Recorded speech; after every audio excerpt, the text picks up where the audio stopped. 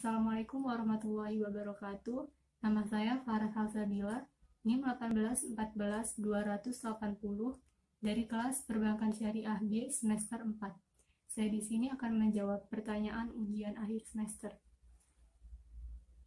Tujuan The Basel Committee adalah melakukan kerjasama dan harmonisasi dalam pengawasan perbankan secara internasional. Dengan adanya harmonisasi standar internasional, diharapkan dapat memperbaiki iklim dan lingkungan operasional bagi bank yang aktif melakukan transaksi secara internasional di era globalisasi dengan semakin terintegrasinya secara finansial dunia.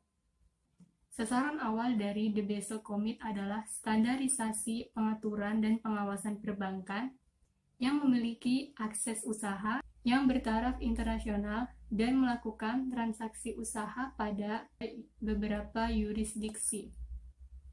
Walaupun lokasi kantornya berada di satu yurisdiksi otoritas pengawasan bank. Selanjutnya yaitu nomor 2. Menurut sumber yang diolah dari Carl John Landgraf Indonesia, pada tahun 1992 mulai menghadapi masalah perbankan dengan indikasi kredit bermasalah yang terkonsentrasi pada bank-bank pemerintah sejumlah lebih dari 25% dari total kredit tahun 1993. Indikasi lain yaitu ditutupnya bank swasta yaitu Bank Zuma pada tahun 1992 karena terlilit kredit macet. Kredit bermasalah tersebut berhasil diturunkan jumlahnya sebesar 12% pada bulan September 1995. 3 faktor yang menunjukkan keterkaitan dan yang harus diperhatikan dalam permasalahan perbankan. Yang pertama yaitu, faktor pertama yaitu kualitas manajemen bank, khususnya manajemen risiko. Manajemen bank harus memiliki kualitas yang baik dalam menangani permasalahan perbankan. Sebagai bankir, sudah pasti mengetahui bahwa adanya perubahan itu pasti selalu ada risikonya. Karena itu, para bankir perlu meningkatkan kompetensi manajemen risiko. Faktor yang kedua yaitu kondisi dan kebijaksanaan ekonomi mikro. Faktor yang kedua ini sangat wajib diperhatikan dalam permasalahan perbankan. Semua permasalahan yang muncul bisa juga disebabkan oleh kondisi dan kebijaksanaan ekonomi mikro pada suatu negara tersebut. Faktor yang ketiga yaitu efektivitas pengawasan bank. Efektivitas pengawasan bank sangat perlu diperhatikan agar tidak menimbulkan permasalahan perbankan yang lainnya. Selanjutnya yaitu jawaban dari soal nomor 3.